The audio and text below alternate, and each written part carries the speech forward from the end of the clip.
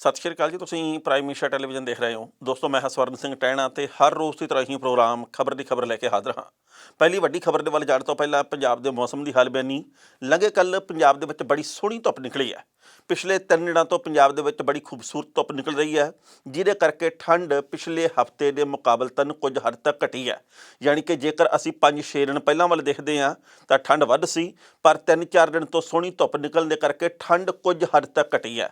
ਪਰ ਲੰਘੀ ਰਾਤ ਪੰਜਾਬ ਦੇ ਕਈ ਹਿੱਸਿਆਂ ਦੇ ਵਿੱਚ ਸੰਘਣੀ ਧੁੰਦ ਵੀ ਪਈ ਹੈ। ਮੌਸਮ ਵਿਭਾਗ ਦਾ ਇਹ ਕਹਿਣਾ ਕਿ ਭਲਕ ਨੂੰ ਯਾਨੀ ਕਿ 2 ਤਰੀਕ ਨੂੰ 2 ਫਰਵਰੀ ਨੂੰ ਪੰਜਾਬ ਦੇ ਕਈ ਹਿੱਸਿਆਂ ਦੇ ਵਿੱਚ ਬੂੰਦਾਬਾਂਦੀ ਦੀ ਪੂਰੀ ਸੰਭਾਵਨਾ। ਕਣੀਆਂ ਪੈ ਸਕਦੀਆਂ ਪੰਜਾਬ ਦੇ ਵਿੱਚ। ਉਹ ਕਣੀਆਂ ਜੇਕਰ ਪੈ ਜਾਂਦੀਆਂ ਤਾਂ ਠਾਰੀ ਇੱਕਦਮ ਫੇਰ ਵਧਣ ਦੀ ਆਸ ਹੈ। ਪਰ ਲੱਗਦਾ ਇਹ ਹੈ ਵੀ ਜਿਸ ਤਰੀਕੇ ਨਾਲ ਧੁੱਪਾਂ ਨਿਕਲ ਰਹੀਆਂ, ਜੇਕਰ ਇਵੇਂ ਹੀ ਧੁੱਪ ਨਿਕਲਦੀ ਰਹੀ ਤਾਂ ਹਫ਼ਤੇ ਡੇਢ ਹਫ਼ਤੇ ਦੇ ਵਿੱਚ ਠੰਡ ਹੋਰ ਘਟਦੇ ਕ੍ਰਮ ਦੇ ਵੱਲ ਚਲੀ ਜਾਣੀ ਆ, ਵੱਧਦੇ ਕ੍ਰਮ ਦੇ ਵੱਲ ਨਹੀਂ। ਹੁਣ ਜਿਹੜੀ ਪਹਿਲੀ ਵੱਡੀ ਖਬਰ ਹੈ ਉਹ ਹੈਗੀ ਹੈ ਪੰਜਾਬ ਦੇ ਚੋਣ ਦੰਗਲ ਨਾਲ ਸੰਬੰਧਿਤ। ਉਹ ਇਸ ਚੋਣ ਦੰਗਲ ਦੇ ਵਿੱਚ ਹਰ ਰੋਜ਼ ਕੁਝ ਨਾ ਕੁਝ ਇਹੋ ਜਿਹਾ ਹੋ ਰਿਹਾ ਜਿਹਦੇ ਕਰਕੇ ਹਰ ਕੋਈ ਅਚੰਭਿਤ ਹੋ ਕੇ ਰਹਿ ਗਿਆ। ਪਰ ਜਦੋਂ ਹੁਣ ਆਪਾਂ ਗੱਲ ਕਰਦੇ ਹਾਂ ਕਿ ਚੰਨੀ ਸਾਹਿਬ ਇੱਕ ਨਹੀਂ ਸਗੋਂ 2 ਥਾਵਾਂ ਤੋਂ ਚੋਣ ਲੜਨਗੇ, ਬਿਕਰਮ ਸਿੰਘ ਮਜੀਠੀਆ 2 ਨਹੀਂ ਸਗੋਂ 1 ਥਾਂ ਤੋਂ ਚੋਣ ਲੜਨਗੇ, ਤਾਂ ਮਨ ਦੇ ਵਿੱਚ ਕਈ ਕਿਸਮ ਦੇ ਸਵਾਲ ਆਉਂਦੇ ਵੀ ਇਹ ਸਾਰਾ ਕੁਝ ਚੱਲੀ ਕੀ ਜਾਂਦਾ। ਪਰ ਇਹਦੇ ਵੱਲ ਝਾਤ ਪਾਉਣ ਤੋਂ ਪਹਿਲਾਂ ਇਹ ਦੱਸਣਾ ਬਣਦਾ ਹੈ ਕਿ ਭਾਈ ਬਲਵੰਤ ਸਿੰਘ ਰਾਜੋਆਣਾ, ਜਿਹੜੇ ਕਿ ਜੇਲ੍ਹ ਦੇ ਵਿੱਚ ਬੰਦ ਆ, ਆਪਣੇ ਪਿਤਾ ਦੇ ਭੋਗ ਦੇ ਮੌਕੇ 1 ਦਿਨ ਦੇ ਲਈ ਪੈਰੋਲ ਦੇ ਉੱਤੇ ਬਾਹਰ ਆਏ ਲੁਧਿਆਣਾ ਦੇ ਵਿੱਚ, ਉਹਨਾਂ ਨੇ ਜਿਹੜਾ ਮਾਈਕ ਦੇ ਮੂਹਰੇ ਖੜ੍ਹ ਕੇ ਭਾਸ਼ਣ ਦਿੱਤਾ, ਉਹਦੇ ਉੱਤੇ ਕੁਝ ਕੁ ਕਾਂਗਰਸੀਆਂ ਦੇ ਵੱਲੋਂ ਇਤਰਾਜ਼ ਜ਼ਾਹਰ ਕੀਤਾ ਗਿਆ।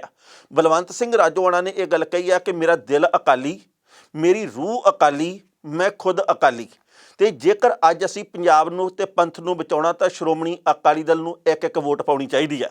ਉਹਨਾਂ ਨੇ ਹਾਜ਼ਰੀਨ ਨੂੰ ਇਹ ਗੱਲ ਕਹੀ ਆ ਕਿ ਜਿਨ੍ਹਾਂ ਨੇ ਦਰਬਾਰ ਸਾਹਿਬ ਦੇ ਉੱਤੇ ਹਮਲੇ ਕੀਤੇ, ਜਿਹੜੇ ਪੰਥ ਦੇ ਕਾਤਲ ਆ, ਜਿਨ੍ਹਾਂ ਦੇ ਵੱਲੋਂ ਸਾਡੇ ਸਿੱਖਾਂ ਦੀਆਂ ਭਾਵਨਾਵਾਂ ਨੂੰ ਵਲੂੰਦਰਿਆ ਗਿਆ, ਉਹਨਾਂ ਲੋਕਾਂ ਨੂੰ ਰਾਜ ਭਾਗ ਸੌਂਪਣ ਦੀ ਥਾਂ ਦੇ ਉੱਤੇ ਅਕਾਲੀ ਦਲ ਦੀ ਝੋਲੀ ਦੇ ਵਿੱਚ ਜਿੱਤ ਪਾਓ। ਮੇਰੇ ਪਿਤਾ ਦੀ ਆਤਮਾ ਨੂੰ ਵੀ ਸ਼ਾਂਤੀ ਤਾਂ ਮਿਲੂਗੀ ਜੇਕਰ ਤੁਸੀਂ ਕੱਲਾ ਜਾਣਾ ਪੰਜਾਬ ਦਾ ਵਸਨੀਕ ਆ ਜਿਹੜਾ ਉਹ ਅਕਾਲੀ ਦਲ ਨੂੰ ਵੋਟ ਪਾਊਗਾ ਤੇ ਅਕਾਲੀ ਦਲ ਦੀ ਆਪਾਂ ਪੰਜਾਬ ਦੇ ਵਿੱਚ ਸਰਕਾਰ ਬਣਾਵਾਂਗੇ। ਹੁਣ ਇਸ ਗੱਲ ਦੇ ਉੱਤੇ ਰਵਨੀਤ ਸਿੰਘ ਬਿੱਟੂ ਦੇ ਵੱਲੋਂ ਤਿੱਖਾ ਸ਼ਬਦਕਵਾਰ ਕੀਤਾ ਗਿਆ। ਉਹਨਾਂ ਨੇ ਕਿਹਾ ਕਿ ਅੱਤਵਾਦੀਆਂ ਦੇ ਵੱਲੋਂ ਅਕਾਲੀ ਦਲ ਦਾ ਸਮਰਥਨ ਕੀਤਾ ਜਾ ਰਿਹਾ। ਇਹਦਾ ਮਤਲਬ ਇਹ ਆ ਕਿ ਇਹ ਜੇਲ੍ਹ ਦੇ ਵਿੱਚ ਹੀ ਬੰਦ ਰਹਿਣੇ ਚਾਹੀਦੇ ਆ, ਇਹਨਾਂ ਨੂੰ ਬਾਹਰ ਆਉਣ ਦੀ ਆਗਿਆ ਨਹੀਂ ਮਿਲਣੀ ਚਾਹੀਦੀ। ਰਵਨੀਤ ਸਿੰਘ ਬਿੱਟੂ ਨੇ ਗੱਲ ਕਹੀ ਆ ਕਿ ਜੇਲ੍ਹ ਦੇ ਵਿੱਚੋਂ ਬੰਦਾ ਬਾਹਰ ਆਇਆ, ਕੁਝ ਘੰਟਿਆਂ ਬਾਅਦ ਨਫ਼ਰਤ ਫੈਲਾ ਕੇ ਚਲਾ ਗਿਆ। ਇਹਨਾਂ ਲੋਕਾਂ ਨੂੰ ਬਾਹਰ ਆਉਣਾ ਹੀ ਨਹੀਂ ਚਾਹੀਦਾ ਗਾ। ਇਹਨਾਂ ਲੋਕਾਂ ਨੂੰ ਸਖਤ ਤੋਂ ਸਖਤ ਸਜ਼ਾਵਾਂ ਮਿਲਣੀਆਂ ਚਾਹੀਦੀਆਂ। ਇਹ ਲੋਕ ਜਿਹੜੇ ਕਿ ਕਾਂਗਰਸ ਦੇ ਬਾਰੇ ਜਾਂ ਕਿਸੇ ਵੀ ਹੋਰ ਸਮਾਜ ਦੇ ਵਿੱਚ ਵਸਦੇ ਲੋਕਾਂ ਦੇ ਬਾਰੇ ਗਲਤ ਬੋਲਦੇ ਆ, ਇਹਨਾਂ ਨੂੰ ਕਿਸੇ ਵੀ ਕਿਸਮ ਦੀ ਰਿਆਇਤ ਨਹੀਂ ਮਿਲਣੀ ਚਾਹੀਦੀ। ਨਾਲ ਹੀ ਰਵਨੀਤ ਸਿੰਘ ਬਿੱਟੂ ਨੇ ਗੱਲ ਕਹੀ ਹੈ ਕਿ ਅੱਤਵਾਦੀ ਜੇਕਰ ਅਕਾਲੀਆਂ ਦੀ ਪੁਸ਼ਤ ਪਨਾਹੀ ਕਰਦੇ ਆ, ਇਹ ਗੱਲ ਕਹਿੰਦੇ ਵੀ ਭਾਈ ਇਹਨਾਂ ਦੀ ਸਰਕਾਰ ਹੋਣੀ ਚਾਹੀਦੀ ਹੈ, ਤਾਂ ਫਿਰ ਇੱਥੋਂ ਪਤਾ ਲੱਗ ਜਾਂਦਾ ਕਿ ਅਕਾਲੀ ਦਲ ਦੀ ਸਾਂਝ ਕਿਹੋ ਜਿਹੇ ਲੋਕਾਂ ਦੇ ਨਾਲ ਹੈ। ਜਿਹੜੀ ਕਿ ਹੁਣ ਰਵਨੀਤ ਸਿੰਘ ਬਿੱਟੂ ਦੇ ਬਿਆਨ ਦੇ ਉੱਤੇ, ਇਸ ਟਿੱਪਣੀ ਦੇ ਉੱਤੇ ਕਿਹਦੀ ਅੱਗੋਂ ਟਿੱਪਣੀ ਆਉਂਦੀ ਹੈ ਤੇ ਕਿਹੋ ਜਿਹੀ ਆਉਂਦੀ ਹੈ ਤਾਂ ਵਕਤ ਬਿਆਨ ਕਰੂਗਾ। ਪਰ ਲੰਘਿਆ ਕੱਲ੍ਹ ਆ ਜਿਹੜਾ ਉਹ ਪਹਿਲਾਂ ਭਾਈ ਬਲਵੰਤ ਸਿੰਘ ਰਾਜੋਆਣਾ ਦੇ ਬਿਆਨ ਕਰਕੇ ਤੇ ਬਾਅਦ ਦੇ ਵਿੱਚ ਰਵਨੀਤ ਬਿੱਟੂ ਦੀ ਟਿੱਪਣੀ ਦੇ ਕਰਕੇ ਗਰਮਾ ਗਰਮੀ ਵਾਲਾ ਰਿਹਾ। ਹੁਣ ਜਿਹੜੀ ਪਹਿਲੀ ਵੱਡੀ ਖਬਰ ਹੈ, ਜਿਸ ਤਰੀਕੇ ਦੇ ਨਾਲ ਮੈਂ ਮੁੱਢ ਦੇ ਵਿੱਚ ਗੱਲ ਕਹੀ ਹੈ, ਬਿਆਨ ਜਾਰੀ ਹੋ ਰਹੇ ਆ, ਨਾਮਜ਼ਦਗੀਆਂ ਦਾਖਲ ਕੀਤੀਆਂ ਜਾ ਰਹੀਆਂ। ਹੈਰਾਨੀ ਇਸ ਗੱਲ ਦੀ ਹੈ ਵੀ ਲੋਕ ਆ ਜਿਹੜੇ ਇਹ ਨਹੀਂ ਸੋਚਦੇ ਵੀ ਭਾਈ ਸਾਡਾ ਕੀ ਬਣੂਗਾ। ਲੋਕ ਇਹੀ ਸੋਚਦੇ ਕਿ ਵੱਡੇ ਬਾਦਲ ਸਾਹਿਬ ਦਾ ਕੀ ਬਣੂਗਾ। ਲੋਕ ਇਹ ਸੋਚ ਰਹੇ ਜੀ ਕਿ ਐਤਕੀ ਭਗਵੰਤ ਮਾਨ ਦਾ ਕੀ ਬਣੂਗਾ। ਲੋਕ ਇਹ ਸੋਚਦੇ ਕਿ ਕੈਪਟਨ ਅਮਰਿੰਦਰ ਸਿੰਘ ਦਾ ਕੀ ਬਣੂਗਾ, ਐਤਕੀ ਬੀਜੇਪੀ ਦਾ ਕੀ ਬਣੂਗਾ। ਜਦ ਕਿ ਇਸ ਮੋੜ ਦੇ ਉੱਤੇ ਆ ਕੇ ਇਹ ਸੋਚਣਾ ਚਾਹੀਦਾ ਕਿ ਸਾਡਾ ਤੇ ਸਮੁੱਚੇ ਪੰਜਾਬ ਦਾ ਕੀ ਬਣੂਗਾ। ਸਾਡਾ ਕੁਝ ਨਹੀਂ ਬਣਿਆ ਤੇ ਪੰਜਾਬ ਦਾ ਕੁਝ ਨਹੀਂ ਬਣਿਆ ਗਾ। ਇਸ ਗੱਲ ਨੂੰ ਅਸੀਂ ਹਾਲੇ ਵੀ ਭੁੱਲ ਰਹੇ ਹਾਂ। ਉਸ ਤੋਂ ਅਗਲੀ ਗੱਲ ਇਹ ਹੈ ਕਿ ਕੱਲ੍ਹ ਵੱਡੇ ਬਾਦਲ ਸਾਹਿਬ ਦੇ ਵੱਲੋਂ ਕਾਗਜ਼ ਦਾਖਲ ਕੀਤੇ ਗਏ ਆ। ਕੈਪਟਨ ਅਮਰਿੰਦਰ ਸਿੰਘ ਨੇ ਕਾਗਜ਼ ਦਾਖਲ ਕਰਤੇ ਆ। ਭਦੌੜ ਤੋਂ ਜਾ ਕੇ ਚਰਨਜੀਤ ਸਿੰਘ ਚੰਨੀ ਨੇ ਕਾਗਜ਼ ਦਾਖਲ ਕਰਤੇ ਆ। ਸੁਖਬੀਰ ਸਿੰਘ ਬਾਦਲ ਨੇ ਵੀ ਆਪਣੇ ਕਾਗਜ਼ ਦਾਖਲ ਕਰਤੇ ਆ। ਲੰਘਿਆ ਕੱਲ੍ਹ ਆ ਜਿਹੜਾ ਉਹ ਨਾਮਜ਼ਦਗੀਆਂ ਦਾਖਲ ਕਰਨ ਦੇ ਆਖਰੀ ਤੋਂ ਪਹਿਲਾ ਦਿਨ ਸੀਗਾ ਤੇ ਅੱਜ ਯਾਨੀ ਕਿ 1 ਫਰਵਰੀ ਨੂੰ ਆਖਰੀ ਦਿਨ ਆ। ਸੋ ਅੱਜ ਨਾਮਜ਼ਦਗੀਆਂ ਜਿਹੜੇ ਦਾਖਲ ਕਰ ਗਏ ਤੇ ਜਿਹੜੇ ਰਹਿ ਗਏ। ਪਰ ਕੱਲ੍ਹ ਬਿਕਰਮ ਸਿੰਘ ਮਜੀਠੀਆ ਦੀ ਧਰਮ ਪਤਨੀ ਗੁਰਨੀਵ ਕੌਰ, ਉਹਨਾਂ ਨੇ ਆਪਣੇ ਨਾਮਜ਼ਦਗੀ ਕਾਗਜ਼ ਦਾਖਲ ਕਰ ਦਿੱਤੇ ਆ ਮਜੀਠਾ ਖੇਤਰ ਤੋਂ ਚੋਣ ਲੜਨ ਦੇ ਲਈ। ਇਸ ਤੋਂ ਪਹਿਲਾਂ ਬਿਕਰਮ ਸਿੰਘ ਮਜੀਠੀਆ ਨੇ ਦਾਖਲ ਕੀਤੇ ਸੀ। ਉਹਨਾਂ ਨੇ 1 ਨਹੀਂ ਸਗੋਂ 2 ਥਾਵਾਂ ਤੋਂ ਕਾਗਜ਼ ਦਾਖਲ ਕੀਤੇ ਆ। ਜਦੋਂ ਮਜੀਠਾ ਖੇਤਰ ਤੋਂ ਬਿਕਰਮ ਸਿੰਘ ਮਜੀਠੀਆ ਨੇ ਕਾਗਜ਼ ਦਾਖਲ ਕੀਤੇ, ਉਦੋਂ ਉਹਨਾਂ ਦੀ ਪਤਨੀ ਗੁਰਨੀਵ ਕੌਰ ਕਵਰਿੰਗ ਕੈਂਡੀਡੇਟ ਸੀ। ਪਰ ਹੁਣ ਕਵਰਿੰਗ ਕੈਂਡੀਡੇਟ ਦੀ ਥਾਂ ਦੇ ਉੱਤੇ ਉਹਨਾਂ ਨੇ ਆਪਣੇ ਉਮੀਦਵਾਰੀ ਦੇ ਤੌਰ ਦੇ ਉੱਤੇ ਕਾਗਜ਼ ਦਾਖਲ ਕਰਤੇ ਆ। ਤੇ ਮਤਲਬ ਇਹਦਾ ਸਾਫ਼ ਹੈ ਕਿ ਬਿਕਰਮ ਸਿੰਘ ਮਜੀਠੀਆ ਆਪਣੇ ਕਾਗਜ਼ ਵਾਪਸ ਲੈ ਲੈਣਗੇ ਤੇ ਉਹ ਸਿਰਫ ਤੇ ਸਿਰਫ ਅੰਮ੍ਰਿਤਸਰ ਪੂਰਬੀ ਤੋਂ ਚੋਣ ਲੜਨਗੇ, ਜਿੱਥੇ ਕਿ ਨਵਜੋਤ ਸਿੰਘ ਸਿੱਧੂ ਦੇ ਨਾਲ ਐਤਕੀ ਗਹਿ ਕੱਚ ਮੁਕਾਬਲਾ ਹੋਣ ਦੀ ਪੂਰੀ ਆਸ ਹੈ। ਪਹਿਲਾਂ ਇਸ ਰਿਪੋਰਟ ਦਾ ਵੇਰਵਾ ਤੇ ਫਿਰ ਕਰਾਂਗੇ ਟਿੱਪਣੀ। ਅਕਾਲੀ ਨੇਤਾ ਬਿਕਰਮ ਸਿੰਘ ਮਜੀਠੀਆ ਦੀ ਪਤਨੀ ਗੁਰਨੀਵ ਕੌਰ ਨੇ ਸੋਮਵਾਰ ਨੂੰ ਮਜੀਠਾ ਸੀਟ ਤੋਂ ਨਾਮਜ਼ਦਗੀ ਕਾਗਜ਼ ਦਾਖਲ ਕਰ ਦਿੱਤੇ ਨੇ। ਹੁਣ ਮਜੀਠੀਆ ਖੁਦ ਸਿਰਫ ਅੰਮ੍ਰਿਤਸਰ ਈਸਟ ਤੋਂ ਸਿੱਧੂ ਦੇ ਖਿਲਾਫ ਚੋਣ ਲੜਨਗੇ। ਗੁਰਨੀਵ ਕੌਰ ਦਾ ਸਬੰਧ ਡੇਰਾ ਬਿਆਸ ਦੇ ਪਰਿਵਾਰ ਦੇ ਨਾਲ ਜੁੜਿਆ ਹੋਇਆ। ਗੁਰਨੀਵ ਕੌਰ ਨੂੰ ਬਿਕਰਮ ਸਿੰਘ ਮਜੀਠੀਆ ਹਾਊਸਵਾਈਫ ਦੱਸਦੇ ਨੇ। ਇਸ ਤੋਂ ਪਹਿਲਾਂ ਉਹਨਾਂ ਨੇ ਕੋਈ ਵੀ ਚੋਣ ਨਹੀਂ ਲੜੀ। ਮਜੀਠਾ ਹਲਕੇ ਤੋਂ 2009 ਤੋਂ ਅਕਾਲੀ ਉਮੀਦਵਾਰ ਤੇ ਵਿਧਾਇਕ ਰਹੇ ਬਿਕਰਮ ਸਿੰਘ ਮਜੀਠੀਆ ਨੂੰ ਸ਼੍ਰੋਮਣੀ ਅਕਾਲੀ ਦਲ ਨੇ ਇਸ ਵਾਰ ਅੰਮ੍ਰਿਤਸਰ ਈਸਟ ਤੋਂ ਮੈਦਾਨ ਦੇ ਵਿੱਚ ਉਤਾਰਿਆ। ਇੱਥੇ ਵੀ ਦੱਸਣਾ ਬਣਦਾ ਕਿ ਕਾਂਗਰਸ ਦੇ ਵੱਲੋਂ ਐਤਕੀ ਨਵਜੋਤ ਸਿੱਧੂ ਫਿਰ ਅੰਮ੍ਰਿਤਸਰ ਈਸਟ ਤੋਂ ਚੋਣ ਮੈਦਾਨ ਦੇ ਵਿੱਚ ਨੇ। ਗੌਰਤਲਬ ਹੈ ਕਿ ਨਵਜੋਤ ਸਿੰਘ ਸਿੱਧੂ ਨੇ ਬਿਕਰਮ ਮਜੀਠੀਆ ਨੂੰ ਸਿਰਫ ਅੰਮ੍ਰਿਤਸਰ ਈਸਟ ਸੀਟ ਤੋਂ ਹੀ ਚੋਣ ਲੜਨ ਦੀ ਚੁਣੌਤੀ ਦਿੱਤੀ ਸੀ ਤੇ ਜਵਾਬ ਦੇ ਵਿੱਚ ਮਜੀਠੀਆ ਨੇ ਕਿਹਾ ਸੀ ਕਿ ਸਿੱਧੂ ਦੀ ਇਹ ਖੁਆਇਸ਼ ਵੀ ਅਸੀਂ ਜਲਦੀ ਪੂਰੀ ਕਰਾਂਗੇ। ਇਸ ਤੋਂ ਬਾਅਦ ਸੋਮਵਾਰ ਨੂੰ ਮਜੀਠੀਆ ਦੀ ਪਤਨੀ ਗੁਰਨੀਵ ਕੌਰ ਨੇ ਨਾਮਜ਼ਦਗੀ ਕਾਗਜ਼ ਦਾਖਲ ਕਰ ਦਿੱਤੇ। ਗੁਰਨੀਵ ਨੇ ਆਪਣਾ ਨਾਮਜ਼ਦਗੀ ਪੱਤਰ ਰਿਟਰਨਿੰਗ ਅਫਸਰ SDM ਮਜੀਠਾ ਅਮਨਦੀਪ ਕੌਰ ਘੁੰਮਣ ਦੇ ਕੋਲ ਜਮ੍ਹਾਂ ਕਰਵਾ ਦਿੱਤਾ ਹੈ। ਸੂਚਨਾ ਦੇ ਮੁਤਾਬਕ ਗੁਰਨੀਵ ਕੌਰ ਨੇ ਮੁੱਖ ਉਮੀਦਵਾਰ ਦੇ ਤੌਰ ਦੇ ਉੱਤੇ ਨਾਮਜ਼ਦਗੀ ਕਾਗਜ਼ ਦਾਖਲ ਕੀਤੇ ਨੇ। ਇਸ ਤੋਂ ਸਾਫ਼ ਹੈ ਕਿ ਬਿਕਰਮ ਸਿੰਘ ਮਜੀਠੀਆ ਸਿੱਧੇ ਤੌਰ ਦੇ ਉੱਤੇ ਸਿੱਧੂ ਨੂੰ ਟੱਕਰ ਦੇਣਗੇ ਤੇ ਮਜੀਠਾ ਸੀਟ ਛੱਡ ਕੇ ਅੰਮ੍ਰਿਤਸਰ ਈਸਟ ਤੋਂ ਹੀ ਚੋਣ ਲੜਨਗੇ। ਗੁਰਨੀਵ ਕੌਰ ਸੋਮਵਾਰ ਨੂੰ ਮਜੀਠੀਆ ਦੇ ਨਿੱਜੀ ਸਹਾਇਕ ਮੇਜਰ ਸ਼ਿਵੀ ਦੇ ਨਾਲ ਤਹਿਸੀਲਦਾਰ ਸਾਹਮਣੇ ਪਹੁੰਚੇ ਤੇ ਇੱਥੇ ਤਕਰੀਬਨ 7 ਤੋਂ 8 ਮਿੰਟ ਰੁਕੇ ਤੇ ਪ੍ਰਕਿਰਿਆ ਪੂਰੀ ਕਰਕੇ ਰਵਾਨਾ ਹੋ ਗਏ। ਇਸ ਦੌਰਾਨ ਉਹਨਾਂ ਨੇ ਮੀਡੀਆ ਤੋਂ ਦੂਰੀ ਬਣਾਈ ਰੱਖੀ ਤੇ ਕਿਸੇ ਵੀ ਸਵਾਲ ਦਾ ਉੱਤਰ ਨਹੀਂ ਦਿੱਤਾ। ਬਿਕਰਮ ਸਿੰਘ ਮਜੀਠੀਆ ਨੇ 3 ਦਿਨ ਪਹਿਲਾਂ ਮਜੀਠਾ ਤੋਂ ਆਪਣਾ ਨਾਮਜ਼ਦਗੀ ਕਾਗਜ਼ ਦਾਖਲ ਕੀਤਾ ਸੀ। ਹਾਲਾਂਕਿ ਉਹਨਾਂ ਨੇ ਇਹ ਕਾਗਜ਼ ਹਾਲੇ ਤੱਕ ਵਾਪਸ ਨਹੀਂ ਲਏ। ਇਸ ਖਬਰ ਦੇ ਉੱਤੇ ਟਿੱਪਣੀ ਕਰਨਾ ਦੋਸਤੋ, ਪਹਿਲੀ ਗੱਲ ਤਾਂ ਅਸੀਂ ਕਹਾਂਗੇ ਐਤਕੀ ਅੰਮ੍ਰਿਤਸਰ ਈਸਟ ਦੀ ਸੀਟ ਤੋਂ ਬਹੁਤ ਵੱਡਾ ਮੁਕਾਬਲਾ ਹੋਣ ਦੀ ਆਸ ਹੈ। ਪੰਜਾਬ ਦੇ ਵਿੱਚ ਕਈ ਸੀਟਾਂ ਸੁਪਰ ਹੌਟ ਹੈ ਜਿਨ੍ਹਾਂ ਦੇ ਵਿੱਚ ਆਪਾਂ ਕਹਿ ਸਕਦੇ ਲਾਵਾ ਫੁੱਟਦਾ। ਉਹਦੇ ਵਿੱਚ ਲੰਬੀ ਦੀ ਸੀਟ, ਜਲਾਲਾਬਾਦ ਦੀ ਸੀਟ, ਧੂਰੀ ਦੀ ਸੀਟ, ਸੁਲਤਾਨਪੁਰ ਲੋਧੀ ਦੀ ਸੀਟ, ਇੱਧਰ ਹੁਣ ਅੰਮ੍ਰਿਤਸਰ ਈਸਟ ਦੀ ਸੀਟ, ਸਮਰਾਲੇ ਦੀ ਸੀਟ ਤੇ ਕਈ ਹੋਰ ਸੀਟਾਂ ਵੀ ਇਸ ਕਤਾਰ ਦੇ ਵਿੱਚ ਹੈਗੀਆਂ। ਪਰ ਸਵਾਲਾਂ ਦਾ ਸਵਾਲ ਇਹ ਹੈ ਕਿ ਬਿਕਰਮ ਸਿੰਘ ਮਜੀਠੀਆ ਜਾਂ ਨਵਜੋਤ ਸਿੰਘ ਸਿੱਧੂ ਦੇ ਵਿੱਚੋਂ ਜਿੱਤੂ ਕੌਣ? ਜਿੱਥੇ 4 ਬੰਦੇ ਬੈਠਦੇ ਆ ਇਸ ਗੱਲ ਦੀ ਚਰਚਾ ਜ਼ਰੂਰ ਛਿੜਦੀ ਹੈ ਕਿ ਯਾਰ ਦੋਵਾਂ ਦੇ ਵਿੱਚੋਂ ਕੌਣ ਜਿੱਤ ਸਕਦਾ, ਪਰ ਇਹਦਾ ਤਾਂ ਨਹੀਂ ਪਤਾ ਵੀ ਕੌਣ ਜਿੱਤੂ। ਪਰ ਜਿਹੜਾ ਵੀ ਹਾਰਿਆ ਉਹ ਪੰਜਾਬ ਦੀ ਰਾਜਨੀਤੀ ਦੇ ਵਿੱਚ ਹਾਸ਼ੀਏ 'ਤੇ ਜ਼ਰੂਰ ਚਲਾ ਜਾਣਾ। ਮੰਨ ਲਓ ਕਿ ਬਿਕਰਮ ਸਿੰਘ ਮਜੀਠੀਆ ਹਾਰਦੇ ਆ ਤਾਂ ਫਿਰ ਰਾਜਨੀਤੀ ਦੇ ਵਿੱਚੋਂ ਉਹ ਪਰੇ ਹੋ ਜਾਣਗੇ। ਹਾਲਾਂਕਿ ਬਾਅਦ ਦੇ ਵਿੱਚ ਹੋ ਸਕਦਾ ਅਕਾਲੀ ਦਲ ਉਹਨਾਂ ਨੂੰ ਕਿਸੇ ਚੰਗੇ ਅਹੁਦੇ 'ਤੇ ਐਡਜਸਟ ਕਰੇ ਜਾਂ ਕੁਝ ਵੀ ਹੋਵੇ, ਪਰ ਇੱਕ ਵਾਰ ਜੇਕਰ ਉਹ ਵਿਧਾਨ ਸਭਾ ਦੀਆਂ ਪੌੜੀਆਂ ਚੜ੍ਹਨ ਦੇ ਵਿੱਚ ਅਸਫਲ ਹੋ ਜਾਂਦੇ ਆ ਤਾਂ ਉਹਨਾਂ ਦਾ ਰਾਜਨੀਤਿਕ ਤੌਰ ਦੇ ਉੱਤੇ ਕੱਦ ਘਟੂਗਾ। ਦੂਜੇ ਪਾਸੇ ਜੇਕਰ ਨਵਜੋਤ ਸਿੰਘ ਸਿੱਧੂ ਹਾਰ ਜਾਂਦੇ ਆ ਤਾਂ ਉਹਨਾਂ ਦਾ ਰਾਜਨੀਤਿਕ ਕੱਦ ਬਹੁਤ ਬੌਣਾ ਹੋ ਜਾਣਾ, ਬਹੁਤ ਛੋਟਾ ਹੋ ਜਾਣਾ, ਕਿਉਂਕਿ ਜੇ ਉਹ ਵਿਧਾਨ ਸਭਾ ਦੀਆਂ ਪੌੜੀਆਂ ਨਾ ਚੜ੍ਹ ਸਕੇ ਤਾਂ ਉਹਨਾਂ ਨੇ ਤਾਂ ਕਿਸੇ ਪਾਰਟੀ ਨਾਲ ਬਣਾ ਕੇ ਵੀ ਨਹੀਂ ਰੱਖੀ ਵੀ ਉਹਨਾਂ ਨੂੰ ਉਧਰਲੇ ਪਾਸੇ ਅਹੁਦਾ ਮਿਲ ਜੂਗਾ। ਕਿਉਂਕਿ ਇਸ ਵੇਲੇ ਮਾਝਾ ਖੇਤਰ ਦੀ ਕਾਂਗਰਸ ਦੇ ਬਹੁਤ ਵੱਡੇ ਪੱਧਰ ਦੇ ਉੱਤੇ ਤੇ ਵੱਡੇ ਵੱਡੇ ਕੱਦ ਵਾਲੇ ਆਗੂ ਨਵਜੋਤ ਸਿੰਘ ਸਿੱਧੂ ਦੇ ਖਿਲਾਫ ਆ, ਪੂਰਾ ਅਕਾਲੀ ਦਲ ਉਹਨਾਂ ਦੇ ਖਿਲਾਫ ਆ, ਸਾਰੀ ਭਾਜਪਾ ਉਹਨਾਂ ਦੇ ਖਿਲਾਫ ਆ, ਆਮ ਆਦਮੀ ਪਾਰਟੀ ਨੇ ਵੀ ਉਹਨਾਂ ਦੇ ਖਿਲਾਫ ਮੋਰਚਾ ਖੋਲ੍ਹਿਆ ਹੋਇਆ। ਸੋ ਇਸ ਕਰਕੇ ਸਿੱਧੂ ਨੂੰ ਚਾਰੇ ਪਾਸੇ ਹੁਣ ਘੇਰਾ ਪਿਆ। ਸਿੱਧੂ ਹੋਰਾਂ ਨੇ ਆਪਣੇ ਸ਼ਬਦਾਂ ਦੇ ਰਾਹੀਂ ਜੋ ਕੁਝ ਹੁਣ ਤੱਕ ਕਿਹਾ ਉਹਦੇ ਬਾਬਤ ਅਸੀਂ ਸਮੇਂ-ਸਮੇਂ ਦੇ ਉੱਤੇ ਜਾਣਕਾਰੀ ਸਾਂਝੀ ਕਰਦੇ ਰਹੇ ਹਾਂ। ਪਰ ਆਮ ਆਦਮੀ ਪਾਰਟੀ ਇਸ ਮੌਕੇ ਦੇ ਉੱਤੇ ਇਹ ਗੱਲ ਕਹਿ ਰਹੀ ਹੈ ਕਿ ਇਹ ਦੋਵੇਂ ਜਾਣੇ ਵੱਡੇ ਚਿਹਰੇ ਲੜੀ ਜਾਣ ਤੇ ਤੁਸੀਂ ਸਾਡੀ ਉਮੀਦਵਾਰ ਜੀਵਨਜੋਤ ਕੌਰ ਨੂੰ ਵੋਟਾਂ ਪਾ ਦਿਓ। ਜੀਵਨਜੋਤ ਕੌਰ ਦਾ ਵੀ ਠੀਕ ਅਸਰ ਰਸੂਖ ਹੈ ਇਸ ਵੇਲੇ ਅੰਮ੍ਰਿਤਸਰ ਈਸਟ ਦੀ ਸੀਟ ਦੇ ਉੱਤੇ। ਪਰ ਗਹਿ ਗੱਚ ਮੁਕਾਬਲਾ ਜਿਹੜਾ ਉਹ ਮਜੀਠੀਆ ਤੇ ਨਵਜੋਤ ਸਿੰਘ ਸਿੱਧੂ ਦਰਮਿਆਨ ਹੋਣਾ। ਸੋ ਵਕਤ ਦੱਸੂਗਾ ਜੀ ਕਿ ਦੋਵਾਂ ਦੇ ਵਿੱਚੋਂ ਕਿਹਦੀ ਝੋਲੀ ਵਿੱਚ ਜਿੱਤ ਪੈਂਦੀ ਹੈ ਤੇ ਕਿਹਦੀ ਝੋਲੀ ਦੇ ਵਿੱਚ ਨਹੀਂ ਜਿੱਤ ਪੈਂਦੀ। ਮਜੀਠੀਆ ਹੋਰੀ ਕਹਿੰਦੇ ਆ ਵੀ ਸਿੱਧੂ ਹੰਕਾਰ ਦੇ ਵਿੱਚ ਬੋਲਦਾ ਤੇ ਸਿੱਧੂ ਹੋਰੀ ਕਹਿੰਦੇ ਕਿ ਮਜੀਠੀਆ 'ਚ ਹੰਕਾਰ ਬੋਲਦਾ। ਸਿੱਧੂ ਹੋਰੀ ਕਹਿੰਦੇ ਮੇਰੀ ਮੁੱਛ ਦਾ ਸਵਾਲ ਹੈ ਤੇ ਮਜੀਠੀਆ ਹੋਰੀ ਕਹਿੰਦੇ ਵੀ ਸਾਰਾ ਕੁਝ ਪਤਾ ਲੱਗ ਹੀ ਜਾਣਾ ਵੀ ਭਾਈ ਕੀ ਬਣਦਾ ਤੇ ਕੀ ਨਹੀਂ ਬਣਦਾ। ਪਰ ਨਾਲ ਦੀ ਨਾਲ ਇੱਕ ਹੋਰ ਜਾਣਕਾਰੀ ਦੇ ਦੇਗੇ ਕਿ ਕੱਲ੍ਹ ਭਦੌੜ ਤੋਂ ਜਦੋਂ ਚਰਨਜੀਤ ਸਿੰਘ ਜੀ ਨੇ ਆਪਣੇ ਕਾਗਜ਼ ਦਾਖਲ ਕਰਤੇ ਤਾਂ ਉਸ ਤੋਂ ਬਾਅਦ ਉਹਨਾਂ ਨੇ ਇਹ ਗੱਲ ਕਹੀ ਹੈ ਇੱਥੋਂ ਦੇ ਲੋਕਾਂ ਨੂੰ, ਹਾਜ਼ਰੀਨ ਨੂੰ, ਕਿ ਦੇਖੋ ਜੀ ਮੈਂ ਤੁਹਾਡੇ ਕੋਲੇ ਸੁਦਾਮਾ ਬਣ ਕੇ ਆਇਆ, ਤੁਸੀਂ ਮੈਨੂੰ ਕ੍ਰਿਸ਼ਨ ਬਣ ਕੇ ਸੰਭਾਲ ਲਓ। ਕਿਉਂਕਿ ਇੱਥੇ ਨਾ ਤਾਂ ਕਦੇ ਕੈਪਟਨ ਨੇ ਮਾਲਵੇ ਦੇ ਵਿੱਚ ਤੇ ਨਾ ਹੀ ਕਦੇ ਵੱਡੇ ਬਾਦਲ ਸਾਹਿਬ ਨੇ ਪੰਜਾਬ ਦੇ ਵਿੱਚ ਤੇ ਖਾਸ ਕਰਕੇ ਮਾਲਵੇ ਦੇ ਵਿੱਚ ਵਿਕਾਸ ਕੀਤਾ। ਪਾਰਟੀ ਮੇਰੀ ਆ ਜਿਹੜੀ ਕਾਂਗਰਸ, ਇਹ ਬਹੁਤ ਕਮਾਲ ਕਰਨਾ ਚਾਹੁੰਦੀ ਹੈ, ਸਿਰਾ ਲਾ ਦੂਗੀ ਐਤਕੀ ਵਿਕਾਸ ਦਾ। ਐਤਕੀ ਮੇਰੀ ਝੋਲੀ ਦੇ ਵਿੱਚ ਇੱਥੋਂ ਵੀ ਜਿੱਤ ਪਾ ਦਿਓ ਤੇ ਚਮਕੌਰ ਸਾਹਿਬ ਤੋਂ ਜਿੱਤ ਪੈ ਹੀ ਜਾਣੀ ਆ। ਮਤਲਬ ਇਹ ਹੈ ਕਿ ਭਾਵੇਂ ਚੰਨੀ ਦੇ ਟੱਬਰ ਦੇ ਦੂਜੇ ਜੀ ਨੂੰ, ਸਕੇ ਭਰਾ ਨੂੰ ਟਿਕਟ ਨਹੀਂ ਦਿੱਤੀ, ਪਰ ਚੰਨੀ ਨੂੰ ਹੀ 2 ਟਿਕਟਾਂ ਦੇ ਕੇ ਹਾਈਕਮਾਨ ਨੇ ਇਸ ਗੱਲ ਦਾ ਸੰਕੇਤ ਜ਼ਰੂਰ ਦਿੱਤਾ ਕਿ ਆਉਂਦੇ ਸਮੇਂ ਦੇ ਵਿੱਚ ਅਸੀਂ ਤੁਹਾਨੂੰ ਹੀ ਅਰਬੀ ਘੋੜੇ ਦੀ ਤਰ੍ਹਾਂ ਵਰਤਣਾ।